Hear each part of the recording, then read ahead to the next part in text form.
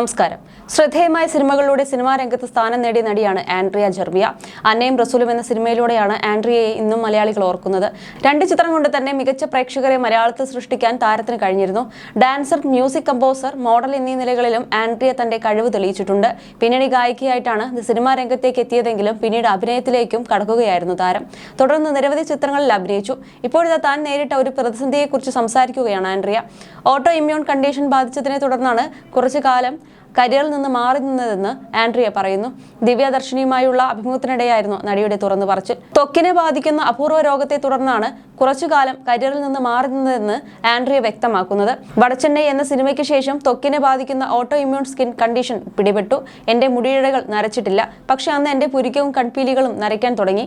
എല്ലാ ദിവസവും എഴുന്നേൽക്കുമ്പോൾ പല പാടുകളും ശരീരത്തിൽ കാണാം. ബ്ലഡ് ടെസ്റ്റുകൾ വന്നു, പക്ഷെ അവയെല്ലാം സാധാരണഗതിയിലാണ്. എന്തുകൊണ്ടാണ് ഇത് സംഭവിക്കുന്നതെന്ന് മനസ്സിലാകുന്നില്ല. എനിക്കും പ്രത്യേകിച്ച് കുഴപ്പമൊന്നുമില്ല. എന്തെങ്കിലും ടോക്സിക് റിയാക്ഷൻ ആയിരിക്കാം, അല്ലെങ്കിൽ ഇമോഷണൽ സ്ട്രെസ് കൊണ്ടായിരിക്കാം എന്നാണ് ഡോക്ടർമാർ പറയുന്നത്. സിനിമാ മേഖലയിൽ നിൽക്കുന്ന ആളെന്ന നിലയിൽ സമ്മർദ്ദമില്ലാതെ ഈ അവസ്ഥയിലൂടെ കടന്നു പോകാനാവില്ല. ഒരു കഥാപാത്രം ചെയ്യുമ്പോഴെല്ലാം ആ സമ്മർദ്ദം നമുക്കുണ്ടാവാറുണ്ട്. അതുകൊണ്ട് പിന്മാറുക എന്നത് മാത്രമായിരുന്നു ഏക വഴി.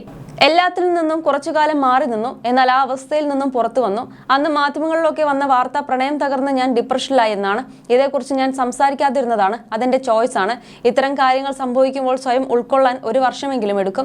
ആദ്യമായാണ് ഞാൻ ഇക്കാര്യം തുറന്നു പറയുന്നത്. ഈ കണ്ടീഷൻ എന്നെ വളരെ മോശമായി ബാധിച്ചിട്ടില്ല. ചെറിയ പാടുകൾ ഇപ്പോഴും ഉണ്ട്. കൺപീലികൾക്ക് വെള്ള നിറമുണ്ട്. അത് എളുപ്പത്തിൽ കവർ ചെയ്യാം. ഇപ്പോൾ ഏറെക്കുറെ ഭേദമായി. എന്നാൽ ജീവിത രീതിയിൽ വ്യത്യാസം വന്നു. തുടരെ വർക്ക് ചെയ്യാൻ പറ്റില്ല, കാരണം അത് മുഖത്ത് പ്രകടമാകും. വർക്കുകൾ കുറച്ചു. അതേസമയം സമ്മർദ്ദം മറികടക്കാൻ വളർത്തുനായ എന്നെ സഹായിച്ചു. വളർത്തുനായക്കൊപ്പം കൂടുതൽ സമയം ചെലവഴിച്ചു. പുതിയ പാടുകൾ വരാതെയായി. എന്നാൽ മേക്കപ്പിലൂടെ നിലവിലെ പാടുകൾ മറച്ചുവെക്കാൻ കഴിയും. മാസ്റ്റർ പിസാസ് എന്നീ സിനിമകൾ ഈ കണ്ടീഷനുള്ളപ്പോൾ ചെയ്തതാണ്. പക്ഷേ ഇതൊന്നും ആരോടും പറഞ്ഞിട്ടില്ല, ആൻഡ്രിയ പറഞ്ഞു. ലോഹം, ലണ്ടൻ ബ്രിഡ്ജ്, തോപ്പിൽ ജോപ്പൻ തുടങ്ങിയ മലയാളം സിനിമകളിലും ആൻഡ്രിയ അഭിനയിച്ചു.